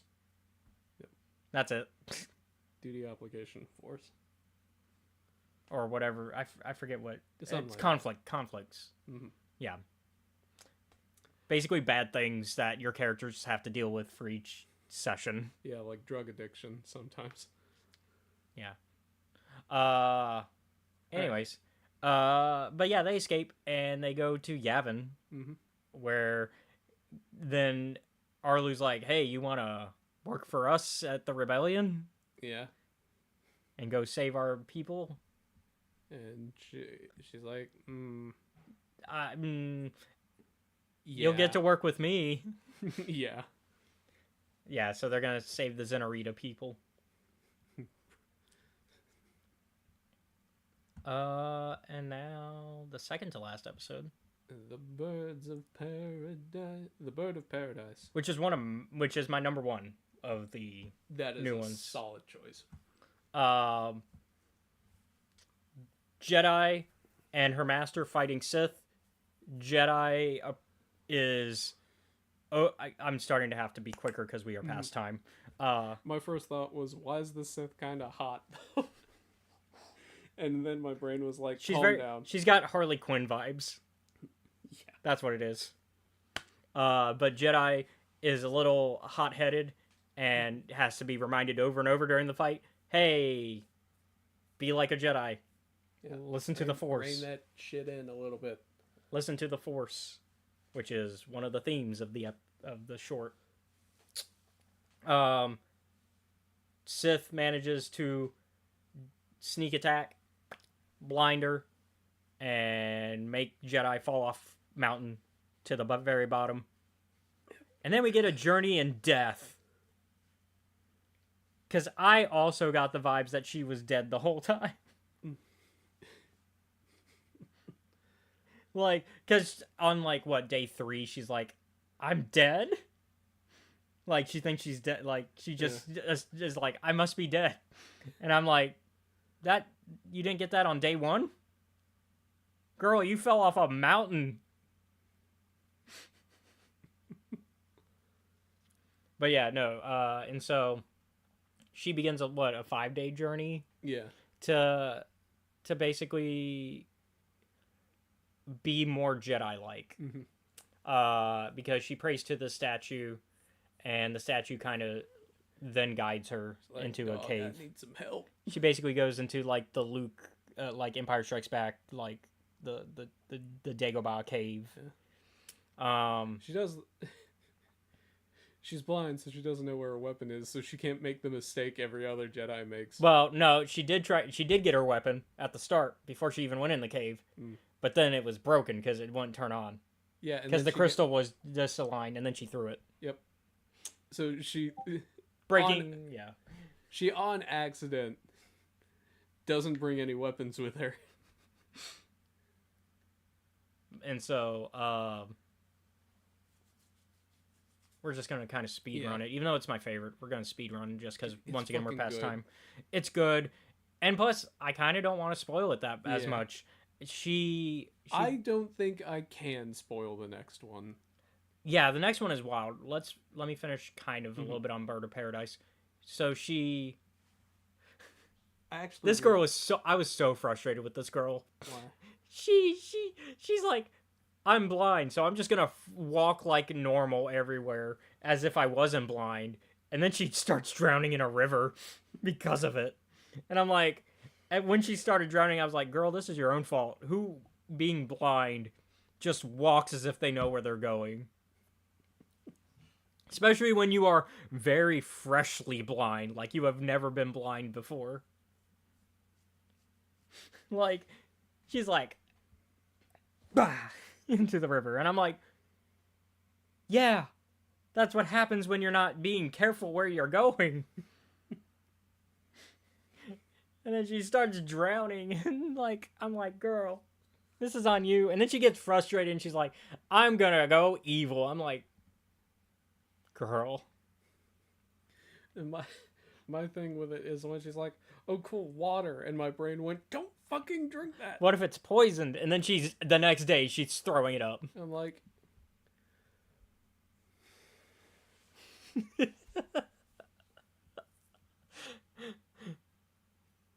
but it's actually legitimately a good journey into like it is. How easy it is to fall to the dark side, as well as a journey into the light, and kind of like that self-recognition of the light versus dark within you, and how easy it is to balance between that and kind of stuff like that. It does have a happy ending, and so that's good. It actually doesn't end with her seeing her master ever again, though, which continues my agreement. I think she is in fact dead by the end of it, because she doesn't see her master or droid. She doesn't see the master or her droid again. Not in person, only through like visions. Visions. So I think she is in fact dead, and she's just become one with the Force. like a Qui-Gon, or you know, Maybe. because the ending's pretty open on that. Like Yeah. it does, like we don't, like I said, we don't see her reunite with anybody. I'm rather optimistic. I think her chances are better. The last one, just called Black. In all caps. Yeah, which reminds me, it's okay. So this one is very psychedelic. Mm-hmm. It's very much in the nature of kind of the black, white, and red comics Mm-hmm. that we've read, and also kind of in it's in the same vein of. Do you know what it reminded me of?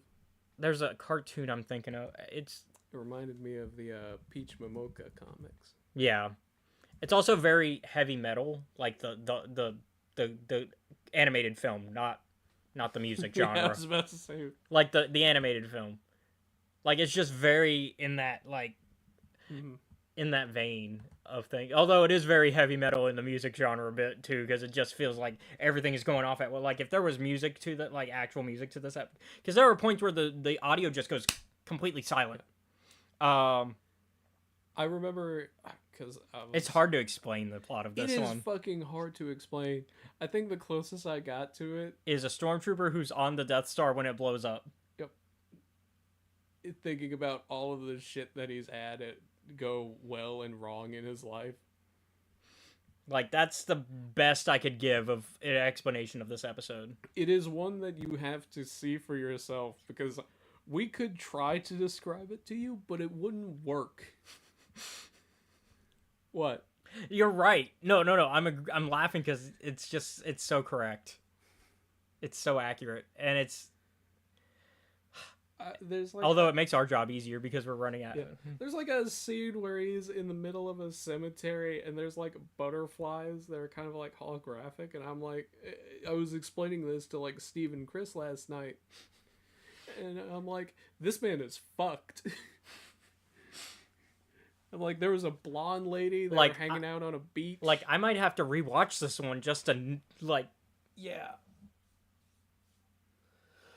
But yeah, overall, Visions Volume 3 a 9. Yep. Just Visions continues to be one of the best things that we've got on Star Wars Disney Plus. Yeah.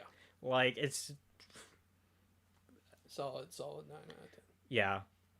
I don't know if we got confirmation if this is the end or not of Visions. I hope not. I hope we just continue to get Visions over, and as long as these creatives have ideas for what they want to do every volume, keep doing it. Maybe do again what Volume 2 did, where we go out like because Volume 3 brought us back to, well, yeah, because like Volume 3 brought us back to just anime, Japanese anime. What if Volume 4 goes back to being global like Volume 2?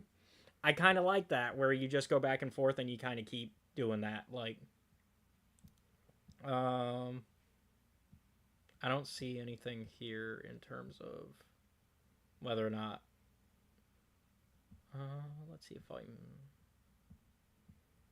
yeah, so we probably won't know for a minute, but we'll definitely report it when we do.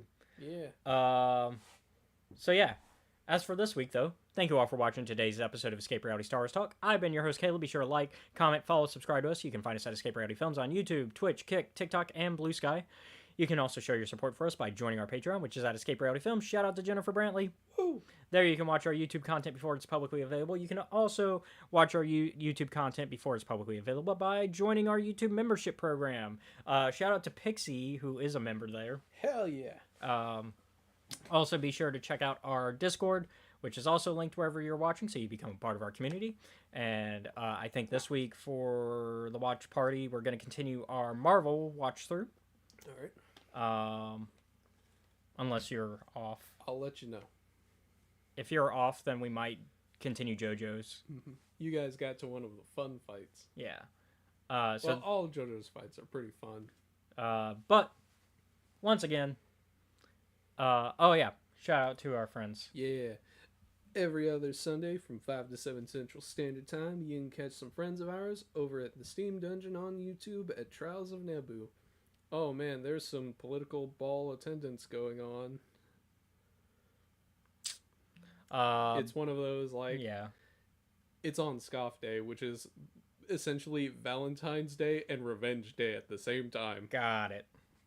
But once again, thank you all for watching. Join us next week as we will actually discuss the Last Order book. We didn't get to. Well, I almost finished it. He finished it. Almost. I didn't. Yeah. I stopped only because you didn't finish it, so I got like maybe an hour or so left of the audiobook. I will say I am enjoying it, and from what you told me, at least you like the premise from what you read. The premise of it. I'm not sure how to feel about this rando guy that they've got at the start, but I think the premise could be interesting. But yeah, so we'll actually talk about that next week. I have spoken. Y'all be safe out there. Bye.